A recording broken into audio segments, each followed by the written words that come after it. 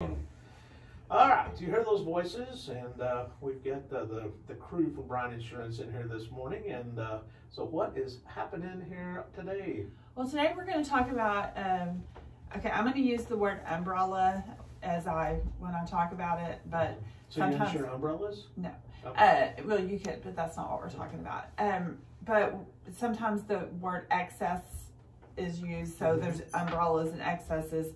There's difference, but they're basically in general the same thing. And the term umbrella is often misunderstood. People think, oh, well, you know, I've got that on my umbrella. They think it just kind of covers everything they have, and that's not what it does. It increases your liability. For example, if you own a business and you have general liability and say your limit's $1 million, you have auto liability, your limit's $1 million, you have employer's liability, your limit's $1 million, and the umbrella, well, whatever limit you choose in the umbrella sits over those limits is why it's called an umbrella. So if you have a $1 million on your auto and $3 million on your umbrella, then you have $4 million worth of auto liability. So that's what an umbrella does, is it gives you limits on top of your liability limits. Ah. Okay, so now you set the table. That's at the table, okay. And at Bryan Insurance, we try to be innovative. There is commercial umbrella premiums are skyrocketing, especially in the oil and gas sector, and especially if you want broad form pollution covered in your umbrella. And I mean, when I say skyrocketing, they were doubling, tripling, and they were losing coverage. So we worked and we found a better program. So that's what we're going to talk about today. So take it, Lisa or Brad. So one of the interesting things when we talk to our clients is a lot of times they don't necessarily know the terms of their umbrella or excess coverage. And when they get a skyrocketing price, you kind of explain what they've had in the past versus what they're being offered or what's available in current markets. I think people are generally surprised. I would say the percentage of people that truly know what the coverage covers, if that makes sense, is I always find it interesting, and I always take the opportunity to educate our clients and let them know what is covered, what's not. Retro dates are a big deal. Brad, you want to talk about retro dates? Go for it. I'm not even on camera, so y'all have fun. Brad, move over by me. Everybody loves to see Brad. So a lot of times policies will include a retro date, which means you know, there is a specific date on your policy when you started that coverage. Let's say your business started in 1993 and you bought a pollution policy. Your retro date would be that date in 1993. Oh, okay. So if something were to happen and it be discovered later, you have a retro date that goes back. A lot of times in these newer policies that are being offered, the retro date is not there anymore. So you lose a lot of coverage that you've previously had. I think that's probably one of the biggest deals that we've seen, other than pricing. But we've been able to solve that problem for a lot of people and offer coverage that is comparable to what the market has offered in the past. Oh, okay. So that way folks are totally covered. Yeah. And, you know, we just couldn't, you know, sit still and just let this happen to our clients without really trying to find them, you know, something. I mean, we won't go into details today, but it's a broker that we've worked with for how many years, Brad? We set up the consultant program with him, what, 4 years ago? Was it just 4? Yeah, it was 4 years ago when we met him. Okay. And we've set up several programs with him. He's he's a broker, and he's very, you know, outside of the box, and it's not exclusive to Bryan Insurance Agency, this program, but it's exclusive to this broker. And he only works with certain agencies, so everybody, did I say that right? Yeah, he only works with very few agencies, and so it's not exclusive to Bryan Insurance, but you know, we are one of the few that can get to this program. So we want you, if people that are listening, if this has happened to them, they're going to know exactly what we're talking about. That's what I was going to ask you. Yeah, they're going to know. Who would qualify for a program like this particular program? Now we can write. You name it, we can write it. Oil lease operators. That's what this umbrella is for. That's what this umbrella is for. And they have in their underlying, their auto, general liability, they have what we call broad form pollution. That these are the specific people that we're talking to.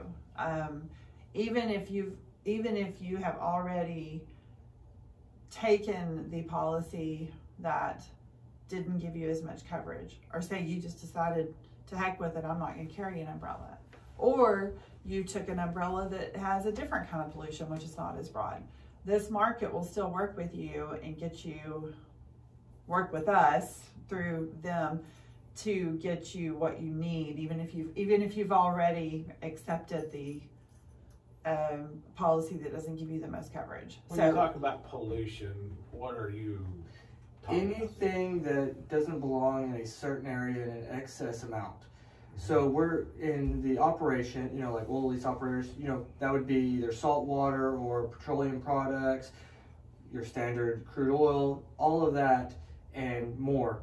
That's pollution. If you want to get really crazy with it, if a milk truck turns over and spills out their contents in a bar ditch, that's pollution.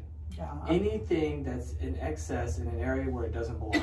So if you had a well, let's say driller, or you've got a pump, you've got an operating well, something goes wrong with it and it kills trees, yeah, and grass, your flow line catches fire yeah, and melts and then spews out the oil everywhere. Your typical policy would cover to, you know, help put out the fire, extinguish and all that. That's not the big deal there. It's the flowing oil that after the fact needs to be picked up, and that gets really expensive. And a lot of times your underlying pollution policies will cover most of that, but it's when the EPA steps in, the Railroad Commission steps in, next thing you know, you're having to dig out, you know, 5 feet of dirt and you have to remediate.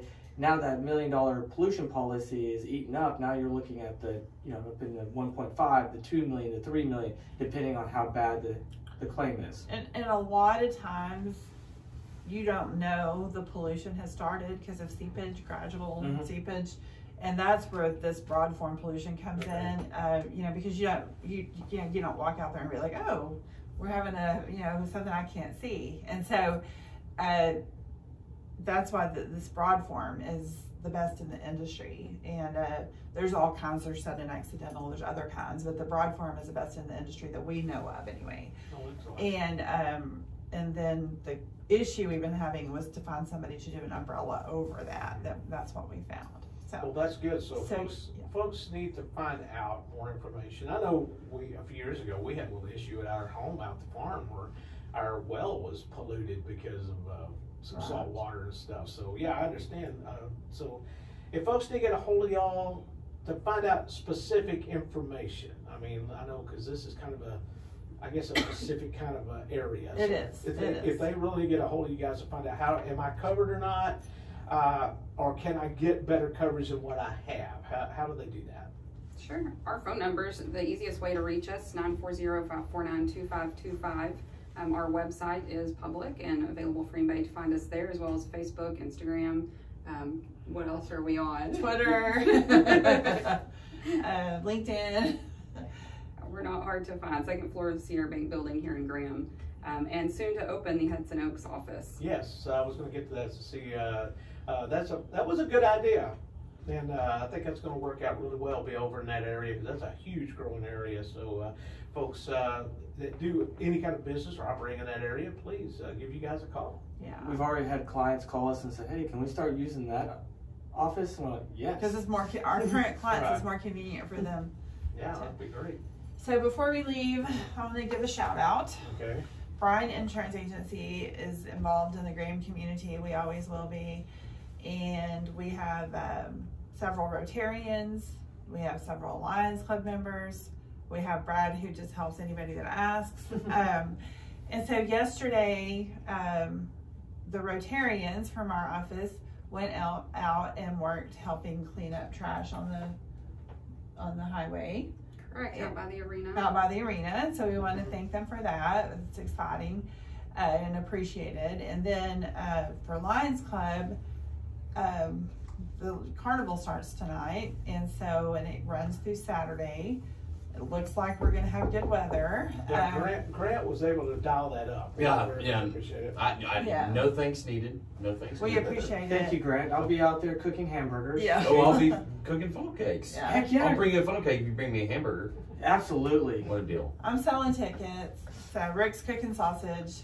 But one thing we're doing different this year is, now you can still walk in and go up to the different food booths and all that. But if you don't want to get out, because a lot of people just come and get sausage, that's pretty common. We're gonna have a drive-through this year, Yes. and it's kind of starts in the parking lot of the city hall, Right.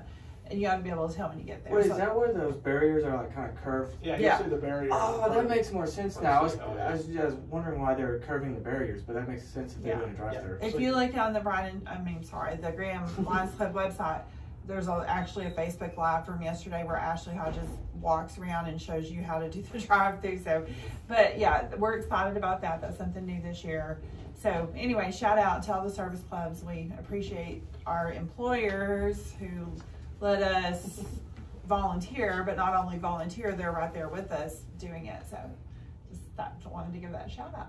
Well, that's pretty cool. Yeah, I saw pictures of you guys yesterday out there working on the trash. I had a pretty good haul, didn't you? We picked up quite a bit. There were some surprises to be found. Oh, I can imagine what people throw out or blow Yeah. out of vehicles and stuff like that. I know when we lived out the farm, I bet I picked up, I don't know how many hundreds of fast food bags. Mm. Yeah, I think I heard yesterday there was a rattlesnake. It had already ended its life, but it was Oh. out there with several buttons attached. Nothing wrong with that. A credit card was found, lots of trash, just generic trash, your feed sacks and such, but some interesting A treasures. credit card was found? Yes. Oh, well, somebody's Yeah. missing a credit card. The Rotarians have it and they're using it, so. Well, we were unable to buy lunch yesterday, Oh, okay. unfortunately. So Oh, There you man. go. I know. You guys. Well, all right, guys. Thank y'all so much for coming by. I appreciate y'all visiting with us. And folks, really seriously, if you need to get some help insurance-wise, give these guys a call. Been in business for 100 years. that's right, 100 years, and I look great, don't I? That's right. Yeah, I think we've all held our age really well. Yeah. Even me. Even Yeah. you. All right, we're gonna get the 8 o'clock hour up and rolling. So stick around, stay tuned. It's a wake-up call on Positive Radio.